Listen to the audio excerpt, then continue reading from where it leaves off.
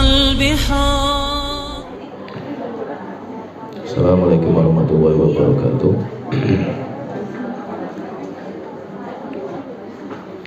Bismillahirrahmanirrahim. Alhamdulillah wassalatu wassalamu ala rasulillah, amma ba'du. Kita melanjutkan pembahasan tentang iman kepada hari kiamat. Dan telah kita sebutkan 2 poin dari 4 kewajiban yang wajib kita imani dalam beriman kepada hari akhir. Pertama, kita beriman kepada tanda-tanda hari kiamat. Beriman kepada tanda-tanda hari kiamat telah kita jelaskan kemarin. Kemudian beriman kepada kehidupan setelah kematian, sudah kita sebutkan di awal. Kita masuk di pembahasan yang kedua, konsekuensi beriman kepada hari kiamat itu. Yang ketiga, jadi yang pertama beriman kepada kehidupan setelah kematian atau alam kubur. Yang kedua beriman kepada tanda-tanda hari kiamat. Yang ketiga beriman dengan kejadian ketika hari kiamat atau setelah hari kiamat. Kemudian yang keempat beriman kepada surga dan neraka. Kita akan membahas pembahasan yang ketiga, yaitu beriman kepada kejadian setelah hari kiamat. Hari kiamat itu yang besar, karena hari kiamat itu ada 2, ada yang kecil, yaitu kematian setiap individu. Setiap yang meninggal, maka hari kiamat per individu baginya sudah ditegakkan. Tetapi yang kita bahas itu bukan kematian individu, tetapi kiamat bagi alam semesta. Dan hari kiamat itu nanti dimulai dengan ditiupnya sangkakala. Dan telah kita sebutkan kemarin bahwa tiupan sangkakala itu setelah tanda hari kiamat yang akhir itu muncul. Tanda-tanda hari kiamat, dan tanda hari kiamat yang paling akhir adalah keluarnya api dari Aden, giring manusia sampai ke mahsyar, tempat perkumpulan manusia sebelum hari kiamat ditegakkan. Dan mahsyarnya di mana? Mahsyarnya itu di Syam. Dan Syam sekarang terpecah menjadi 4 negara: Yordania, Suriah, kemudian Palestina, Lebanon. Itu Syam, masuk ke dataran Syam. Jadi nanti manusia dikumpulkan di situ. Setelah dikumpulkan nanti baru ditiup sangkakala. Dan itu peniupan sangkakala itu merupakan gerbang untuk masuk di hari kiamat. Dan ketika ditiup sangkakala, maka orang yang mendengar sangkakala ini pasti dia akan merasakan kehancuran. Dan disebutkan dalam sebuah riwayat, yang pertama kali mendengar sangkakala itu adalah orang yang sedang menggiring onta di telaga. Yaitu sedang menggiring ontanya di telaga, sudah mau siap-siap memberikan minum kepada ontanya, tiba-tiba terdengar suara sangkakala yang keras. Setelah itu baru diikuti yang lainnya. Dan ketika terjadi hari kiamat itu, posisi manusia itu macam-macam. Rasulullah mengatakan ada posisi yang sedang jual beli, ada yang sedang meras susu, ada juga yang sedang memberikan minum kepada gembalanya. Ada orang yang ketika tiupan sangkakala ditegakkan, dia sedang makan. Bahkan dia sudah sedang menaikkan tangannya untuk memasukkan suapan ke dalam mulutnya. Jadi ketika ditegakkan sangkakala atau ditiup sangkakala, maka semuanya akan dibinasakan sama Allah Ta'ala. Dan sangkakala itu ibarat trompet. Dan trompetnya dari apa? Rasulullah SAW ketika ditanya sangkakala itu dari apa, maka beliau mengatakan sangkakala itu dari tanduk. Sangkakala itu dari tanduk. Sebagaimana hadis dari Abdullah bin Amr bin As radhiyallahu anhu, beliau mengatakan jaa a'rabiyyun ila Nabi sallallahu alaihi wasallam. Datang orang Badui kepada Rasulullah, kemudian bertanya kepada Rasulullah, "Masur, sangkakala itu apa wahai Rasulullah?" Maka Rasulullah mengatakan as-sur qarnun yunfakhu fihi. Sangkakala itu adalah tanduk yang nanti akan ditiup. Tapi bentuknya kayak apa? Tidak ada riwayat yang sahih. Kalau hadis ini sahih bahwasanya sangkakala itu tanduk. Tetapi bentuknya kayak apa? Maka semua riwayat yang menjelaskan secara detail tanduk itu semuanya lemah. Tapi kalau penyebutan sangkakala tanduk itu hadisnya sahih, disahihkan oleh Syalbani. Tetapi kalau bentuk tanduknya secara detail kayak apa bentuknya, maka itu tidak ada hadis yang sahih. Tidak ada hadis yang sahih yang menjelaskan secara detail tanduk itu apa. Kemudian siapa malaikat yang meniup sangkakala itu? Memang secara tegas hadis yang menjelaskan tentang siapa malaikat yang meniup sangkakala itu tidak ada riwayat yang sahih.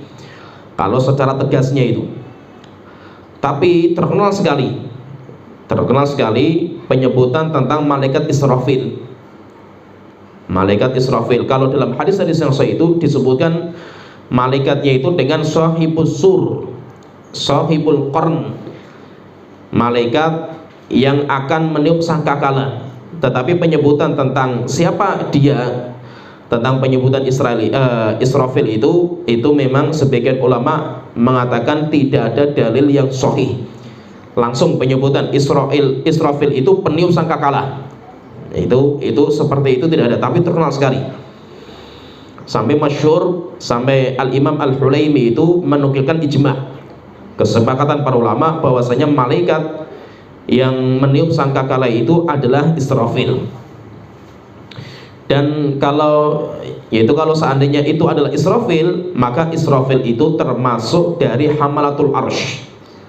Malaikat Israfil itu termasuk malaikat yang menyangga singgasana Allah Ta'ala dari 8 malaikat.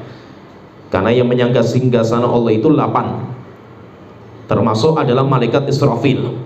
Berarti malaikat Israfil itu besar sekali. Disebutkan dalam sebuah riwayat tentang bagaimana malaikat peniup sangkakala ini dari Abu Hurairah radhiyallahu anhu. Hadis ini disahihkan juga oleh Syalbani, dikeluarkan oleh Imam Hakim, disahihkan oleh Imam Dhahabi dan Syalbani. Rasulullah sallallahu alaihi wasallam beliau bersabda, "Inna tarfa sahibis sur mundu wukila bihi musta'iddun yanzuru nahwal arsy." Pandangan mata malaikat peniup sangkakala itu sejak dia itu diberikan tugas untuk meniup sangkakala, maka matanya itu bersiap-siap terus yaitu pandangan dia itu senantiasa melihat Allah Ta'ala. Matanya malaikat itu melihat ke atas, melihat kepada arsy. Berarti apa? Berarti malaikat ini zamannya Rasulullah itu, malaikat itu sudah menaruh sangkakala itu di mulutnya. Nanti ada riwayat berikutnya itu. Dan malaikat ini sampai sekarang matanya itu melihatnya ke atas, yaitu melihat kepada Allah Ta'ala itu, sampai tidak pernah kedip malaikat ini. Makhafata ayyu'mar qabla ayyartadda ilaihi tarfuhu. Malaikat ini nggak pernah kedip matanya itu.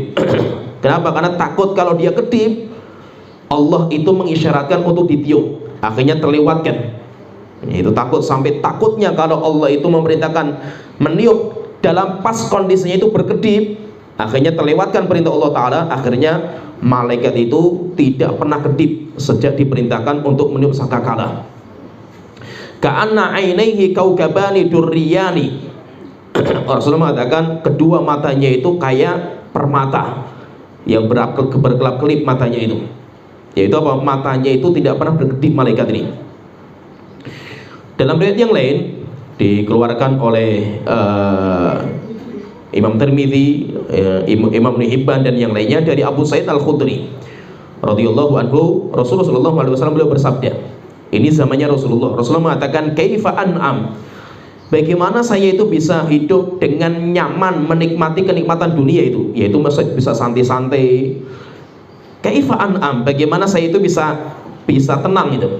Ini sebabnya itu Rasulullah itu bangun malam-malam sampai akhirnya beliau itu keluar dari rumahnya, gemetar. Setelah itu keluar dari rumah itu, akhirnya ditanya, ya Rasulullah ada apa itu? Maka Rasulullah mengatakan, kaifa an'am, bagaimana saya itu bisa nyaman tidur, bisa enak itu.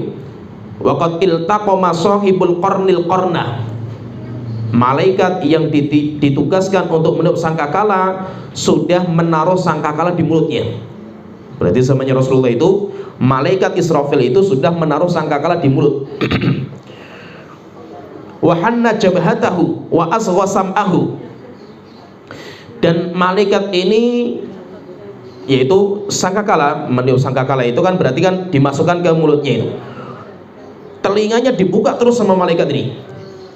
Dan malaikat itu matanya melihatnya ke atas. Malaikat melihatnya ke atas terus, yang tadhiru ayyumar ayyunfakh.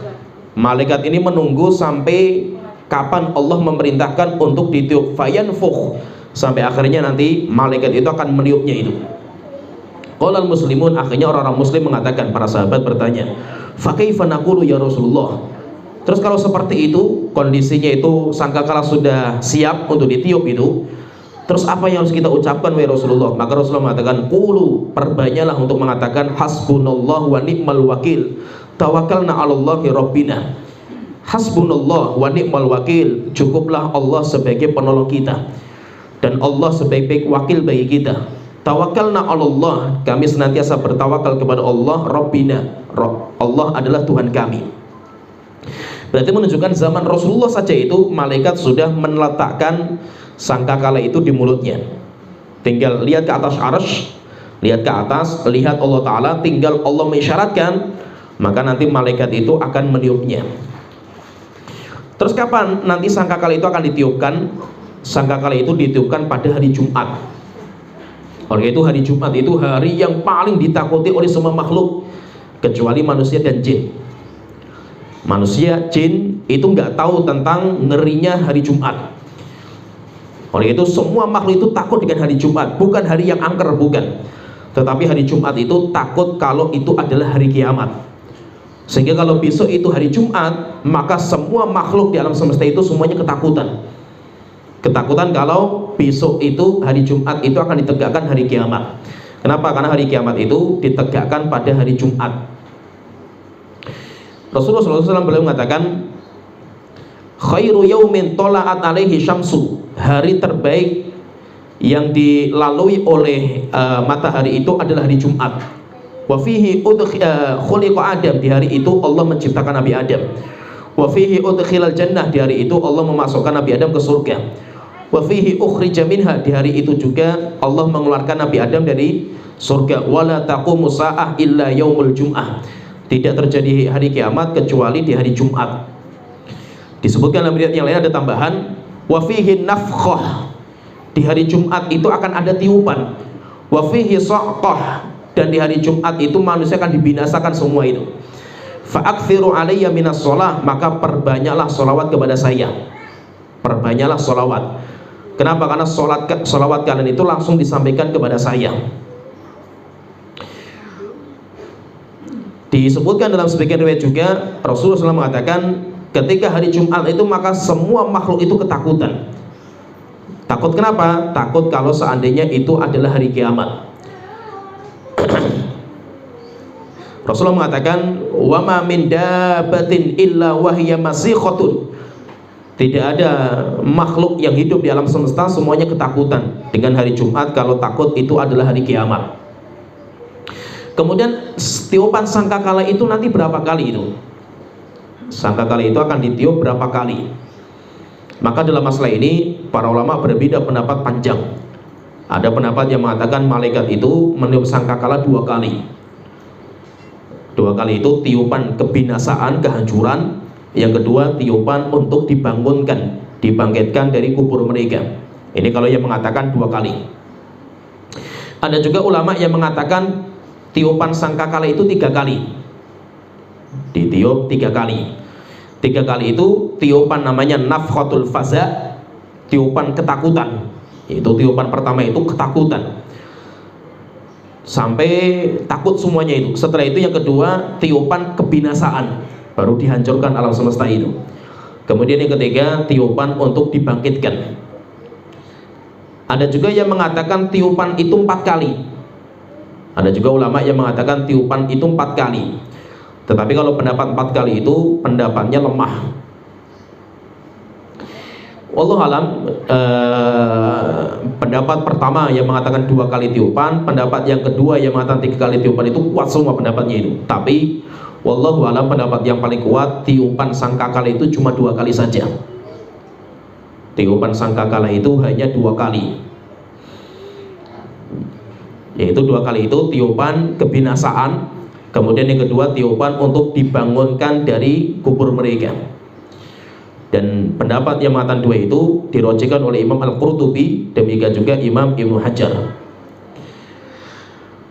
Kalau yang mengatakan 3 itu pendapatnya yang dikuatkan sama Syekhul Islam Ibnu Taimiyah, Imam Ibnu Katsir, demikian juga yang lainnya. Tetapi Allah alam, pendapat yang paling kuat itu tiupan itu cuma 2 kali, karena disebutkan dalam banyak ayat seperti itu. Kemudian kalau kita katakan tiupan itu 2 kali, terus jaraknya itu berapa antara tiupan pertama dan tiupan kedua? Tiupan pertama dan kedua itu jaraknya berapa? Jaraknya itu 40. Tapi 40 apa? Apakah 40 tahun, 40 bulan, 40 hari? Wallahu alam. Karena sahabat yang meriwayatkan tentang jarak itu pun tidak mau menyebutkan berapa jaraknya itu, 40 apa.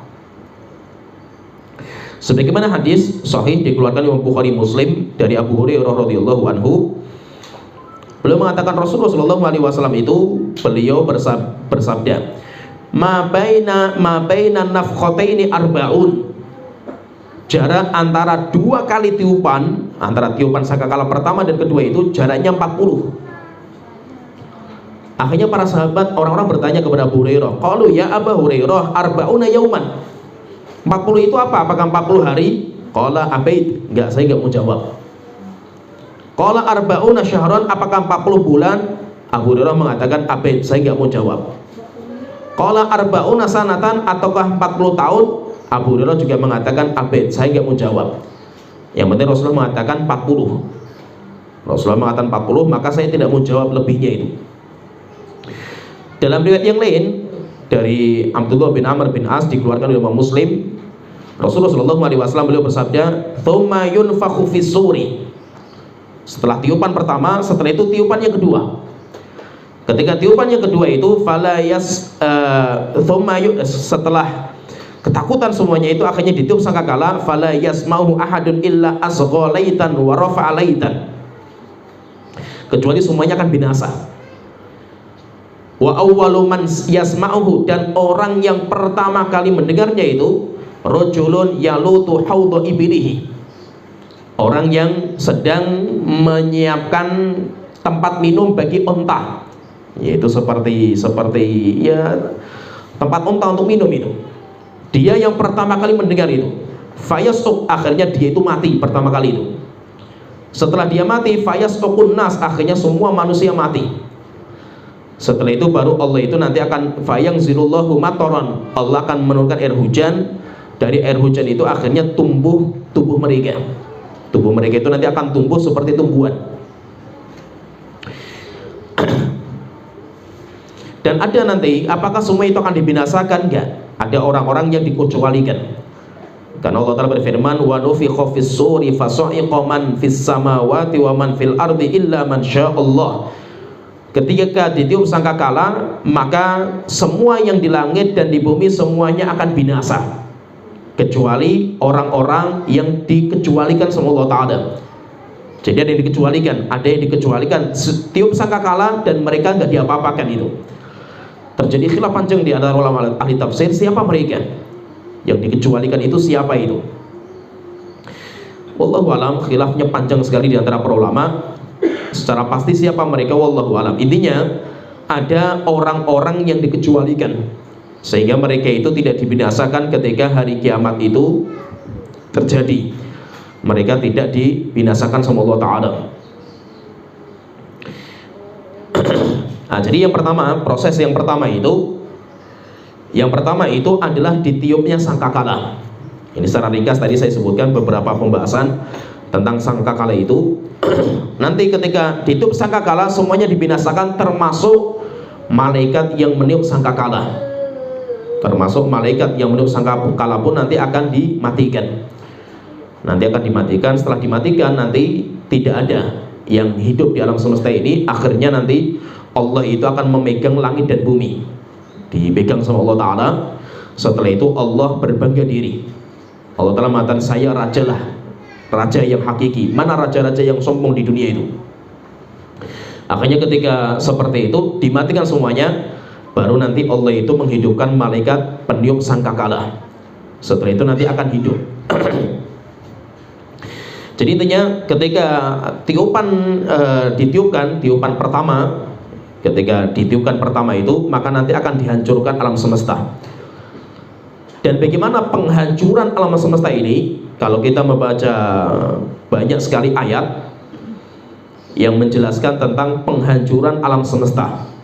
Jadi hari kiamat ditegakkan, ditiup sangkakala itu, bagaimana kondisi bumi itu kayak apa, langit dan bumi itu kayak apa itu. Maka ada beberapa gambaran secara ringkas, saya sebutkan secara ringkas karena kita tidak mau panjang-panjang di pembahasan ini, karena pembahasan masih panjang, hari kiamat itu panjang pembahasannya itu. Secara ringkas itu apa sih yang terjadi ketika sangkakala pertama itu ditiupkan? Maka ketika sangkakala itu ditiupkan, maka bumi akan goncang dengan goncang yang dahsyat sekali. Kemudian gunung-gunung akan dijalankan. Kemudian lautan akan dibakar sehingga lautan akan meluap api, yaitu air-airnya itu nanti akan keluar api. Kemudian langit nanti akan dipecah. Kemudian pecahan langit itu akan berjatuhan air hujan, tembaga-tembaga yang dipanaskan, yaitu panas seperti tembaga. Kemudian matahari itu akan dililit. Jadi matahari itu kayak bola yang dililit itu. Setelah itu apa? Matahari hilang. Kemudian rembulan pun akan hilang juga. Kemudian bintang-bintang itu akan bertabrakan, sehingga bintang-bintang akan masuk ke bumi dan tabrakan.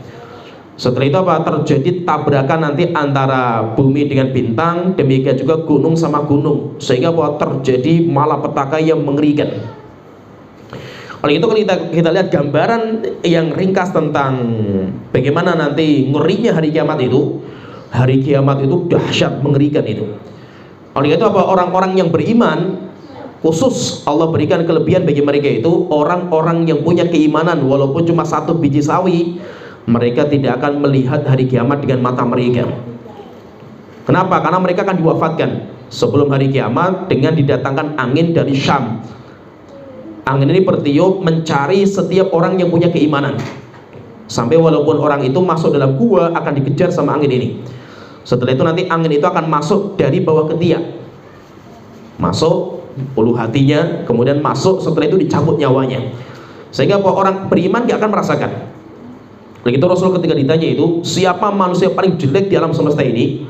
Rasul itu mengatakan, syirarun nasi indallah, manusia paling jelek di muka bumi itu ada dua. Manusia paling hina di hadapan Allah, paling jelek itu ada dua. Yang pertama, man tudrikuhumus sa'atu wa hum ahya, orang yang hidup ketika hari kiamat ditegakkan. Hari kiamat ditegakkan, dia masih hidup, bahkan dia melihat matanya langsung, dengan matanya langsung hari kiamat, ngerinya kayak apa itu. Itu manusia paling hina, manusia paling jelek yang pernah Allah ciptakan di alam semesta ini. Kemudian yang kedua, manusia paling hina di dunia itu, yang kedua itu alladzina yattakhiduna qubur anbiya'ihim masajid, orang-orang yang menjadikan kuburan para nabi sebagai masjid.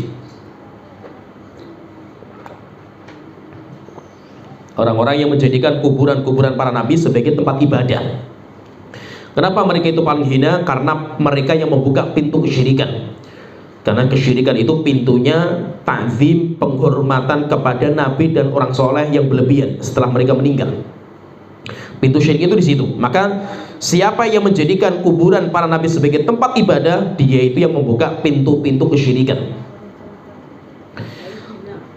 Maka itu orang-orang yang beriman itu mereka tidak akan mendapatkan ngerinya hari kiamat, karena dahsyat, mengerikan hari kiamat itu. Nggak bisa kita bayangkan kayak apa ngerinya itu. Kalau seandainya cuma gempa bumi saja itu hancur satu kota itu, dan untuk memperbaiki kota itu pun butuh waktu lama itu. Bagaimana kalau seandainya ini bukan hanya gempa itu, tapi memang ditabrakkan gunung sama gunung ditabrakkan sampai kerasnya itu, sampai gunung itu pecah menjadi debu. Setelah itu lautan diluapkan, dan lautan bukan air, tetapi lautan itu ketika diluapkan menjadi api. Setelah itu berjatuhan bintang-bintang nabrak bumi. Kemudian langit, matahari dimatikan, dipadamkan sama Allah Ta'ala, dililit sampai akhirnya padam matahari. Rembulan juga dihilangkan, gelap gulita dan hancur-hancuran itu. Oleh itu mengerikan sekali itu.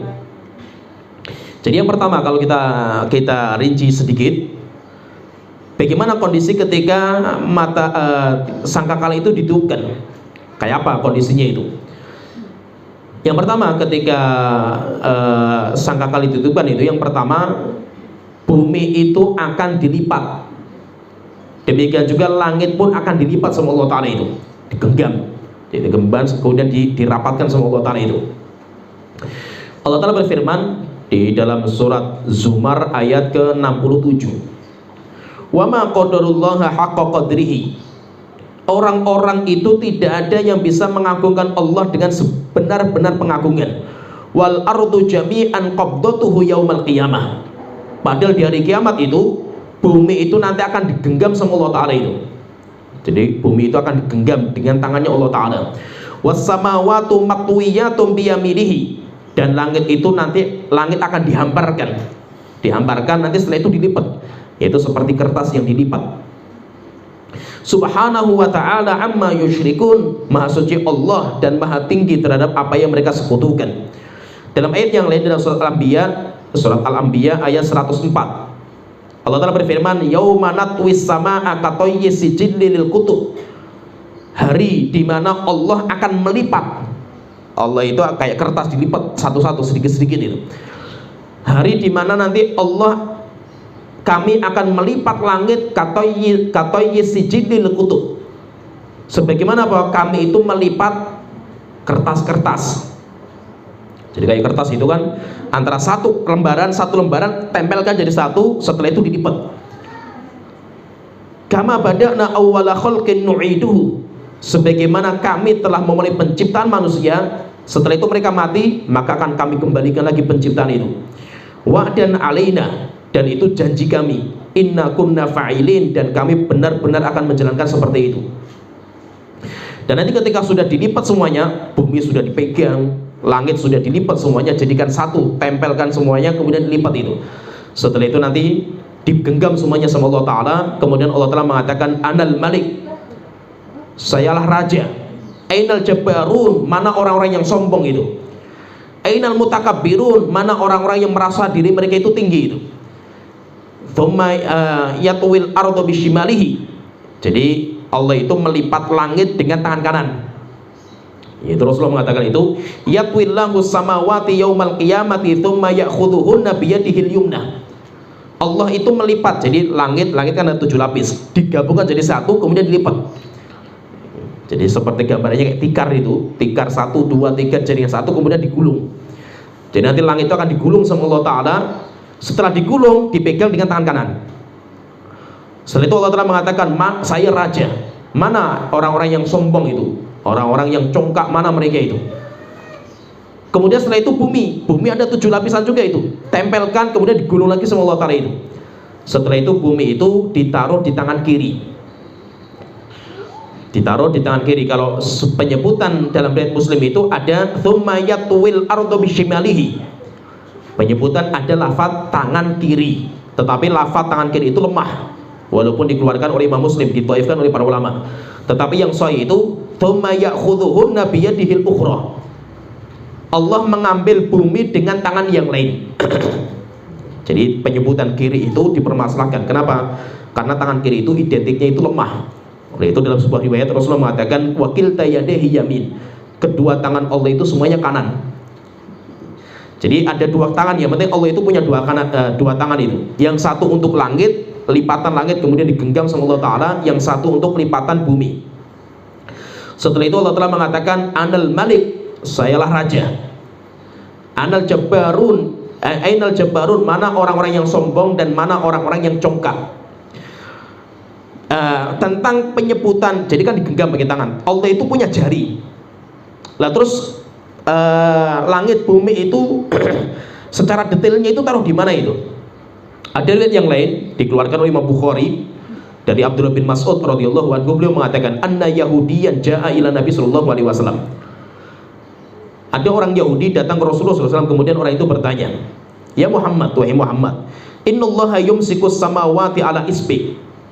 Sesungguhnya Allah nanti akan memegang, yaitu akan memegang langit-langit itu ditaruh di atas satu jari. Wal aradina ala isbi, dan bumi ditaruh di atas satu jari. Wal jibalu ala isbi, gunung-gunung semuanya dikumpulkan taruh dalam satu jari. Wasyajar ala isbi, pohon ditaruh di atas satu jari. Wal khalaiqu ala isbi, dan semua makhluk yang lain ditaruh di atas jari-jari. Setelah itu Allah telah mengatakan anal malik, saya raja. Ini kata orang Yahudi. Ada orang Yahudi ngomong seperti ini di hadapan Rasulullah itu. Fadhahika Rasulullah, akhirnya Rasulullah tertawa. Hatta badat nawajiduhu, sampai gigi geraham beliau itu kelihatan. Setelah itu Allah Ta'ala, Rasulullah itu cuma membaca surat Zumar yang tadi kita sebutkan, wa ma qadarullaha haqqa qadri wal ardu jami'an qabdatuhu yaumal qiyamati was samawati matwiyatun biyaminihi subhanahu wa ta'ala amma yusyrikun. Menunjukkan apa? Menunjukkan hatta orang Yahudi pun faham mereka itu. Disebutkan dalam kitab mereka bagaimana ngerinya hari kiamat. Jadi intinya nanti akan digulung semuanya, kemudian dipegang sama Allah Ta'ala. Ini kondisi yang pertama. Kemudian yang kedua itu, gambaran yang kedua itu, nanti gunung-gunung itu akan dijadikan debu yang berterbangan. Dengan cara apa? Menjadi debu itu ditabrakkan dengan keras sekali sampai jadi debu. Jadi saking kerasnya tabrakannya itu sampai akhirnya hancur. Hancurnya bukan besar-besar, bukan, jadinya debu.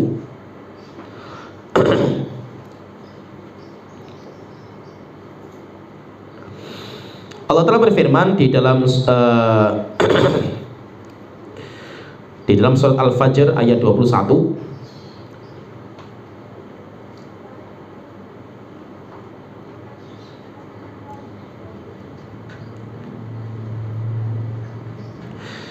Fa idza nufikha fis suri nafkhatu wahidah. Ketika sangkakala ditiup-tiupan yang pertama. Ini di dalam surat Al-Haqqah 13. Dalam surat Al-Haqqah, wa humilatil ardu wal jibalu, langit, bumi dan gunung diangkat, dipisahkan, tabrakan itu. Jadi bumi, gunung itu dijebol, taruh ke atas langit, dari ke atas kemudian dijatuhkan, ditabrakkan itu. Fadukkatan dakkatan wahidah, fadukkata dakkatan wahidah. Setelah itu ditabrakkan.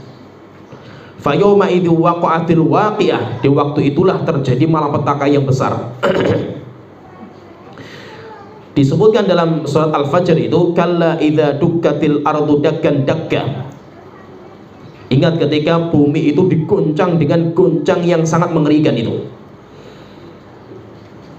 Banyak sekali kalau kita baca Al-Quran, banyak sekali itu. Wa yas'alunaka 'anil jibal, Allah Ta'ala berfirman misalnya dalam surat yang lainnya itu, wa yas'alunaka 'anil jibal faqul yansifuha rabbi nasfa wa yadharuha qa'an safsafa la tara fiha iwaja wala amta. Jadi intinya gunung itu banyak sekali nanti ayatnya gunung dijalankan. Wa yauma nusayyirul jibal, hari di mana gunung akan kami jalankan itu. Akan kami jalankan. Setelah itu apa? Kami tabrakkan. Wa suyyiratil jibalu fakanat saraba. Banyak ayatnya, banyak sekali menjelaskan masalah ini. Jadi intinya itu gambaran yang kedua itu, gunung itu akan dihancurkan. Dengan cara apa? Ditabrakkan satu gunung dengan yang lain, atau gunung itu diangkat kemudian ditabrakkan dengan bumi, dengan tabrakan yang kuat sampai akhirnya bumi pun bergoyang. Ini gambaran yang kedua. Gambaran yang ketiga, lautan itu akan dibakar sama Allah Ta'ala itu. Lautan akan dibakar sampai akhirnya lautan nanti akan meluap, dan luapannya itu semuanya api isinya itu. Allah Ta'ala berfirman di dalam surat Al-Infitor ayat ketiga, wa idzal biharu fujirat. Ingat ketika lautan itu akan dibakar sama Allah Ta'ala itu. Dan itu ayatnya banyak. Wa idzal biharu sujirat. Ada yang fujirat, ada yang sujirat. Sujirat dinyalakan. Kalau fujirat diledakkan. Lautan itu akan diledakkan sama Allah Ta'ala. Yaitu apa? dibakar, setelah itu nanti akan meledak. Kemudian airnya nanti akan meluap ke daratan, dan airnya itu bukan air, tetapi isinya itu adalah api yang panas sekali, menyengat panasnya itu. Ini gambaran yang ketiga. Gambaran yang keempat tentang kondisi langit. Langit yang akan dipecah sama Allah Ta'ala itu. Langit itu akan dipecah sama Allah Ta'ala. Setelah pecah, maka nanti pecahannya itu meleleh. Jadi langit itu kayak dibakar. Setelah itu langit itu nanti akan meleleh kayak tembaga yang dipanaskan. Setelah itu apa? Nanti akan turun hujan-hujan dari tembaga-tembaga, yaitu kayak tembaga yang dipanaskan itu. Setelah itu turun ke bumi itu.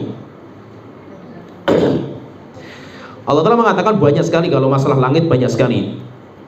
Allah Ta'ala berfirman dalam surat Al-Infitor, idza sama'un fatarat, ketika langit itu sudah mulai dipecahkan. Dalam ayat yang lain Allah Ta'ala mengatakan idza sama'un syaqqat, langit itu nanti akan dipecah sama Allah Ta'ala itu, dan langit akan lemah sekali sampai akhirnya langit itu nanti akan berjatuhan.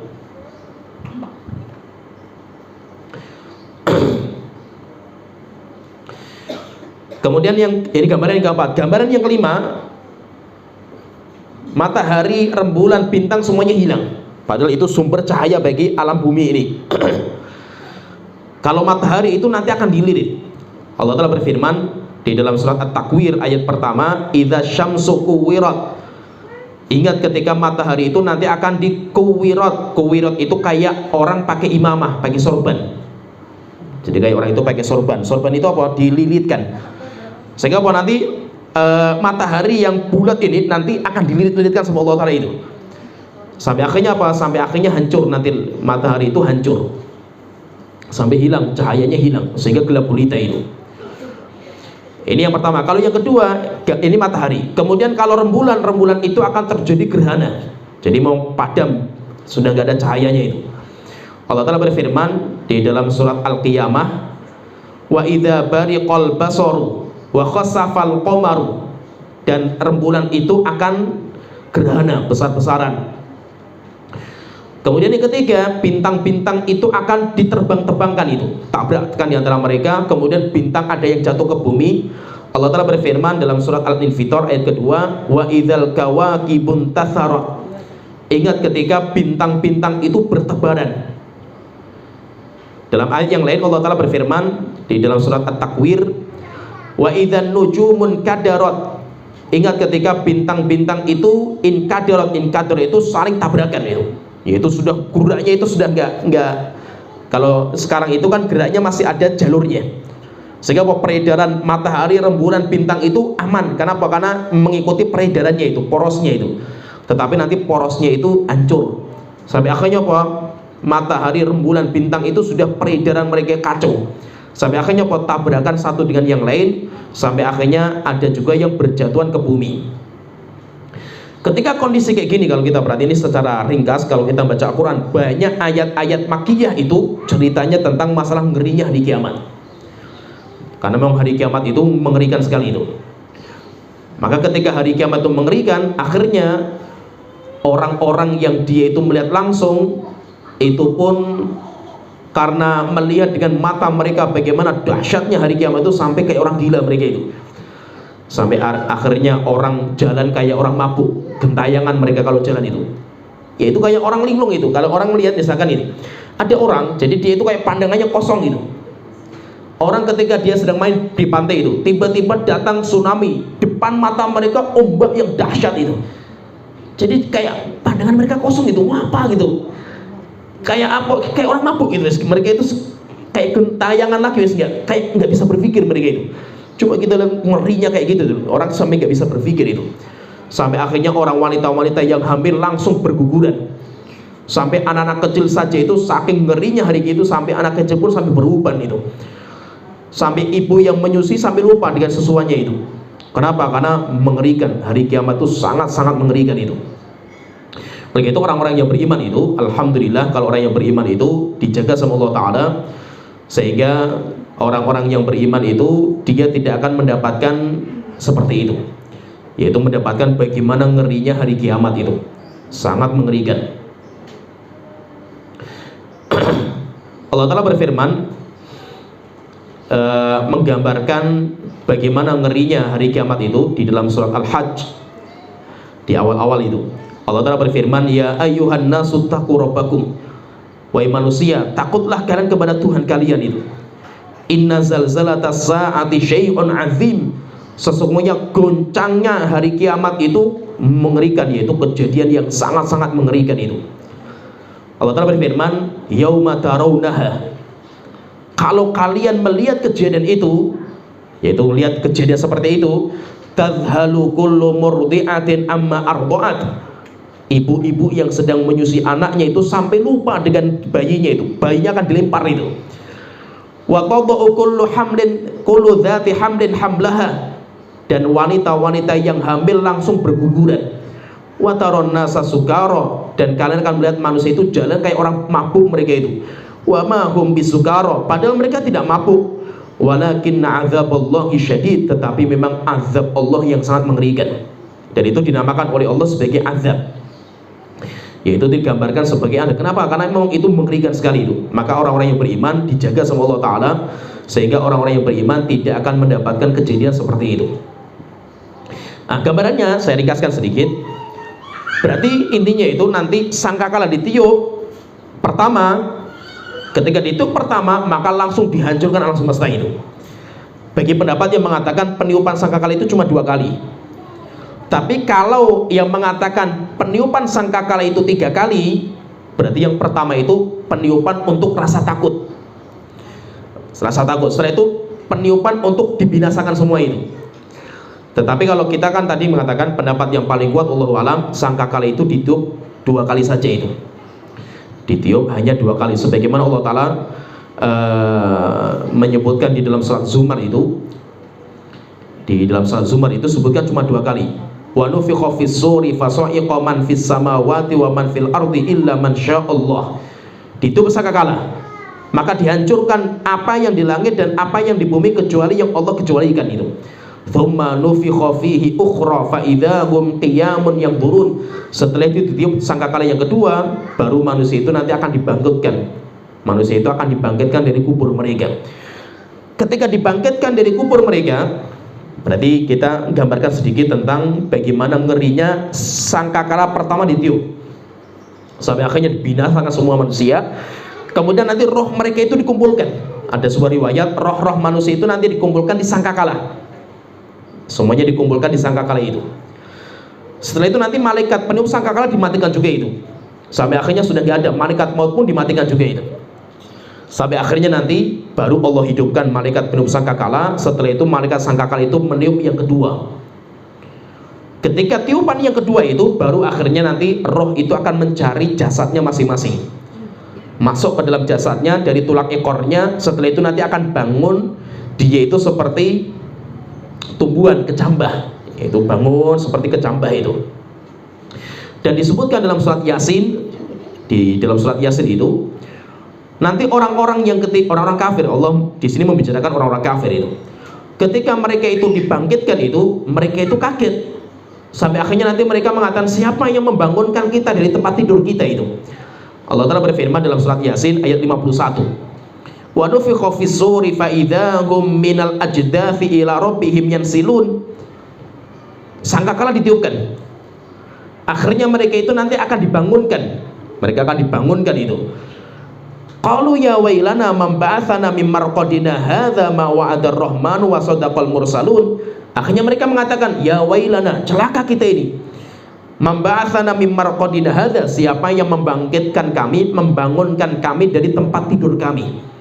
Berarti apa? Mereka itu kemarin kita bahas tentang masalah kehidupan di alam kubur. Di alam kubur itu kan mereka akhir perjalanan mereka itu ditidurkan, sehingga mereka mendapatkan kenikmatan yang beriman, yang kafir diazab. Setelah selesai mereka ditidurkan. Mereka ditidurkan sampai nanti ditiup sangkakala. Apakah tidurnya bagi orang kafir itu kenikmatan? Bukan. Mereka tidurnya itu diazab. Sehingga sama-sama tidur, orang mukmin tidur, orang kafir tidur, tapi tidurnya itu kalau orang mukmin itu sebagai kenikmatan, sedangkan orang kafir itu berarti tidur terakhir. Tidur terakhir itu di dalam kubur. Kenapa? Kalau sudah hari kiamat tegak, sudah gak ada namanya tidur. Jadi tidur terakhir kita itu nanti di alam kubur terakhir. Tidurnya orang mukmin itu sebagai istirahat, karena kalau hari kiamat ditegakkan, perjalanan hari kiamat itu capek melelahkan, itu berat sekali itu. Maka orang mukmin itu ditidurkan dulu. Untuk apa? Untuk persiapan kekuatan mereka itu. Kalau orang kafir itu tidurnya itu capek, lelah, letih dengan tidurnya mereka itu. Kenapa? Karena dalam mimpinya itu kayak orang yang mimpi itu mimpinya jelek gitu. Tapi sama-sama tidur. Maka itu orang-orang kafir pun mereka mengatakan, siapa yang membangunkan kita dari tempat tidur kita itu? Nah, berarti intinya menunjukkan di sini bahwa intinya sangkakala pertama ditiupkan maka mengerikan itu, kehancuran untuk alam semesta semua itu. Setelah itu nanti baru manusia itu sangkakala tiupan yang kedua ditegakkan, akhirnya nanti baru manusia itu dibangkitkan. Manusia nanti akan dibangkitkan dari kubur mereka, dan ketika dibangkitkan itu dalam kondisi kayak kecambah yang tumbuh itu. Kalau mereka itu kayak kecambah, maka kondisinya itu mereka itu nanti tidak berpakaian. Mereka tidak berpakaian, dan laki-laki pun gak ada yang dikhitan. Oleh itu Rasulullah SAW belum mengatakan, dikeluarkan oleh Imam Bukhari dan Muslim dari Abdullah bin Abbas radhiyallahu anhuma, Rasulullah bersabda, innakum mahsyuruna hufatan uratan ghurla. Kalian nanti akan dibangkitkan dari kubur kalian dalam kondisi hufatan, nggak pakai sandal, uratan, telanjang, ghurlan, dalam kondisi nggak dikhitan. Setelah itu Allah Ta'ala mengatakan, kama bada'na awwala khalqin nu'iduh, sebagaimana kami menciptakan kalian dari awal, dan itulah nanti kami akan kembalikan. Berarti nanti ketika dibangkitkan itu kayak bayi yang baru dilahirkan, kayak bayi yang baru dilahirkan itu. Dan mereka pun nanti laki-laki perempuan telanjang itu, sampai akhirnya nanti mereka digiring ke padang mahsyar. Nanti padang mahsyar kita gambarkan pertemuan berikutnya. Dalam sebuah riwayat yang lain dari Aisyah radhiyallahu anha, beliau bertanya, beliau itu Rasulullah bersabda, yusyarun nasu yaumal qiyamati hufatan uratan ghurla. Manusia dibangkitkan dalam kondisi telanjang, nggak pakai sandal, nggak dikhitan. Qalat, maka Aisyah bertanya, ya Rasulullah, ar-rijalu wan nisa'u jami'an, apakah laki-laki perempuan itu akan dikumpulkan itu? Kalau mereka telanjang dikumpulkan, yang duru ba'duhum ila ba'din, nanti mereka akan saling melihat aurat yang lain itu. Maka Rasulullah mengatakan, ya Aisyah, al-amru asyaddu min an yang duru ba'duhum ila ba'din. Perkara yang mereka hadapi itu mengerikan, sehingga mereka sudah nggak ingat namanya aurat itu, sudah nggak ingat sama sekali itu. Kenapa? Ngeri, dahsyat itu kejadian mereka. Akhirnya apa? Mereka semuanya ketakutan, dan mereka tidak ada yang memikirkan masalah aurat. Dan nanti ketika orang itu telanjang, jadi dibangkitkan dalam kondisi telanjang itu, setelah itu baru mereka itu diberikan pakaian. Dan orang yang pertama kali diberikan pakaian itu Nabi Ibrahim. Pakaiannya apa? Ada sebuah riwayat menjelaskan pakaian itu adalah pakaian yang dipakai sebelum meninggal. Sehingga pakaian yang kita pakai sebelum meninggal itu nanti akan kita pakai juga kalau kita itu dibangkitkan dari kubur kita itu. Oleh itu dalam sebuah riwayat sahih disahihkan oleh Syalbani dari Abu Sa'id Al-Khudri radhiyallahu anhu, beliau bercerita, annahu lama hadarahul mautu. Abu Sa'id Al-Khudri itu ketika sudah mau datang kematian, yaitu ketika mau meninggal itu, sudah sakratul maut, beliau sudah merasa beliau akan meninggal itu, da'a bi thawbin judud bi thiyabin judud, maka beliau itu minta kepada keluarganya untuk memakaikan pakaian yang baru. Falabisah, akhirnya beliau itu memakai pakaian yang bagus. Tsumma qala, setelah itu beliau itu mengatakan, kenapa kok beliau itu seperti mau mati pakai baju yang bagus itu? Sampai itu Rasulullah SAW yaqul, maka Abu Sa'id Al-Khudri mengatakan, karena saya mendengar Rasulullah SAW beliau bersabda, innal mayyita yub'atsu fi thiyabihi alladhi yamutu fiha. Mayit itu akan dibangkitkan dari kubur dengan pakaian yang dia pakai ketika dia meninggal. Yang dia pakai ketika dia meninggal. Dia meninggal dengan pakaian itu, maka nanti dia akan pakai baju itu juga itu. Oleh itu ada sebuah kejadian di mana ada orang ketika umroh atau haji pakai pakaian ihram itu, ketika dalam kondisi sa'i itu jatuh dari kendaraan, pas jatuhnya itu kepalanya kena batu, akhirnya meninggal.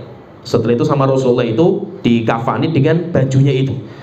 Maka Rasulullah mengatakan, karena dia itu nanti akan dibangkitkan dari kubur mereka itu dalam kondisi dia itu talbiyah. Talbiyah itu maksudnya apa? Pakai pakaian ihram. Dia itu nanti pakai pakaian yang memang dia itu matinya pakai pakaian itu. Ceritanya itu dikeluarkan oleh Abdullah bin Abbas radhiyallahu anhu. Dia mengatakan, inna rajulan kana ma'an Nabi sallallahu alaihi wasallam. Ada orang yang dia itu bersama Rasulullah, fawaqasathu naqatuhu. Kemudian dia itu naik onta, kemudian ontanya itu loncat. Akhirnya dia jatuh dari ontanya itu. Wa huwa muhrim. Dalam kondisi dia itu sedang ihram. Akhirnya orang itu mati, meninggal. Maka Rasulullah mengatakan, ighsiluhu bima'in wasidr. Mandikan orang itu dengan air dicampur dengan sidr itu daun bidara. Wa kaffinuhu fi thawbaini, dan berikan kain kafan bagi orang itu dengan 2 kain. Wala tumissuhu bitibin, tapi jangan kamu berikan minyak wangi. Wala tukhammiru ra'sahu, dan jangan ditutup kepalanya. Fa innahu, jadi seperti orang ihram nggak boleh ditutup kepalanya itu. Orang ihram nggak boleh pakai minyak wangi itu. Akhirnya kata Rasulullah, kainnya 2, ya kayak orang ihram kan pakainya 2, kain 2 kan itu. Nggak boleh pakai minyak wangi dan kepalanya nggak boleh ditutup itu. Fa innahu yub'atsu yaumal qiyamati mulabbiya, karena nanti dibangkitkan dari hari kiamat seperti orang yang sedang talbiyah, yaitu sedang ihram dengan pakaiannya itu. Oleh itu maksudnya itu nanti orang kalau dia meninggal dunia, maka dia itu nanti dibangkitkan sesuai dengan kondisi meninggal. Bahkan bukan hanya itu saja, bukan hanya pakaian itu, bahkan cara dia itu nanti dibangkitkan seperti cara ketika dia itu mati. Caranya seperti itu. Sebagaimana dalam hadis yang sahih dikeluarkan oleh Imam Muslim dari Abdullah bin Umar radhiyallahu anhu, beliau mengatakan, Rasulullah SAW beliau bersabda, idza aradallahu biqaumin azaban, jika Allah itu menghendaki azab bagi seseorang, asabal azab man kana fihim, maka Allah akan timpakan azab kepada mereka sebelum meninggal itu. Tsumma bu'itsu ala a'malihim, kemudian dia itu nanti dibangkitkan dalam perbuatan mereka itu. Sehingga apa, kalau dia itu berbuat dosa meninggal, ya di atas dosa itulah dia itu nanti akan dibangkitkan itu. Rasulullah mengatakan dalam hadis yang lain juga di sahih juga, Rasulullah bersabda, yub'atsu kullu 'abdin 'ala ma mata 'alaihi, setiap orang itu akan dibangkitkan dari kubur sesuai dengan posisinya dia meninggal. Jadi kalau dia meninggalnya itu sedang sholat, maka posisi sholat itulah dia itu dibangkitkan, yaitu dikeluarkan dari kuburannya itu. Ketika dia itu posisinya itu bahkan ketika dia mujahid, seorang mujahid yang mana tubuhnya terluka, bercucuran darah itu, maka dia bangkitnya pun pakai baju yang bercucuran darah itu, dipakai sama dia itu. Tetapi apa? Darahnya itu warnanya merah, tapi baunya wangi sekali itu. Kalau dia itu berbuat dosa, ya baju dosa itu nanti akan dipakai itu.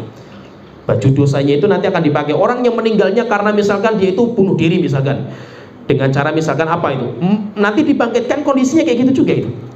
Kondisinya kayak gitu juga itu. Sehingga nanti dibangkitkan orang itu sesuai dengan posisinya orang itu meninggal. Oleh itu kenapa husnul khotimah itu amal terbaik. Amal yang terbaik itu kan husnul khotimah itu, karena akhir itu yang menentukan. Karena kita meninggal dalam posisi apa, ketika meninggal itu kita nanti akan dibangkitkan pun dalam posisi seperti itu. Tetapi apa, untuk mendapatkan husnul khotimah itu nggak main-main, berat. Kenapa? Karena husnul khotimah itu kayak buah. Husnul khotimah itu kayak buah itu. Untuk mendapatkan sebuah yang bagus itu, kita akan merawat pohonnya itu, dan buah itu nggak akan jatuh dari pohonnya itu. Maka untuk mendapatkan buah yang lezat tidak akan bisa dilepaskan dari pohonnya itu. Maka itu apa? Meninggal dengan cara yang baik itu sebenarnya kayak warisan dari kebiasaan kita itu. Begitu kata para ulama mengatakan, al khawatimu mirathus sawabi, akhir kehidupan seseorang itu adalah warisan kebiasaan sebelumnya. Ada orang itu, kata Imam Ibnu Qayyim itu, beliau mengatakan, ada orang ketika mau meninggal itu, orang sudah sakatul maut itu, ditalkin sama keluarganya itu, suruh baca la ilaha illallah. Kata beliau itu mengatakan, yang keluar cuma saya jual dengan harga sekian. Mati. Saya jual dengan harga sekian, saya beli dengan harga sekian. Kenapa? Karena setiap harinya kerjanya, omongannya itu saja itu, pedagang. Sehingga apa, omongnya saya jual sekian, saya tawar sekian. Akhirnya mau matinya dengan ucapan saya jual sekian, saya tawar sekian, saya beli sekian itu. Mati di atas kalimat itu. Ditalkin nggak bisa sama sekali itu. Kenapa? Karena ucapannya terbiasa dengan omong apa, ya itu nanti akan dibangkitkan itu. Maka itu semuanya tergantung kebiasaan. Kita itu membiasakan dengan kebaikan dan kita ikhlas dalam mengamalkan sampai jadi budaya kita itu, jadi kebiasaan kita itu, maka kita nanti akan dimudahkan untuk meninggal di atas kebiasaan itu. Kalau kita itu kebiasaannya dosa, Kebiasaannya, apalagi kebiasaannya itu ya maksiat lah itu. Atau kebiasaan kita itu perkara-perkara yang mubah itu, bukan kebaikan itu. Maka kita takut di atas kebiasaan itulah kita nanti akan dimatikan. Kalau kita dimatikan di situ, ya nanti kita akan dibangkitkan dengan posisi seperti itu. Begitu kata Imam Ibnu Katsir, beliau mengatakan man asya ala syai'in mata alaihi. Siapa yang hidup di atas sebuah kebiasaan, maka dia akan dimatikan dengan kebiasaan itu. Wa man mata ala syai'in, dan siapa yang mati di atas sebuah kondisi, bu'itsa alaihi, maka dia nanti bangunkan dari kuburnya sesuai dengan kondisi matinya. Ya, sampai di sini kita membahas baru tiupan sangkakala.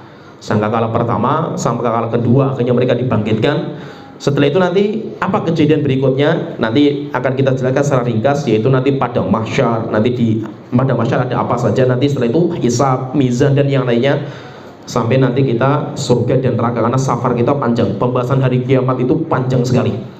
Kalau kita bahas luar biasa panjangnya itu. Tapi karena kita itu bukan kajian khusus membedah hari kiamat, maka kita ringkaskan. Jadi pembahasan yang kita sebutkan ini pembahasan yang sudah saya ringkas-ringkaskan itu. Ya, sampai di sini pembahasan kita. Wa akhiru da'wana alhamdulillahirabbil alamin. Sallallahu alaihi wa sallam Muhammad wa ala alihi wasallam ajmain. Assalamualaikum warahmatullahi wabarakatuh.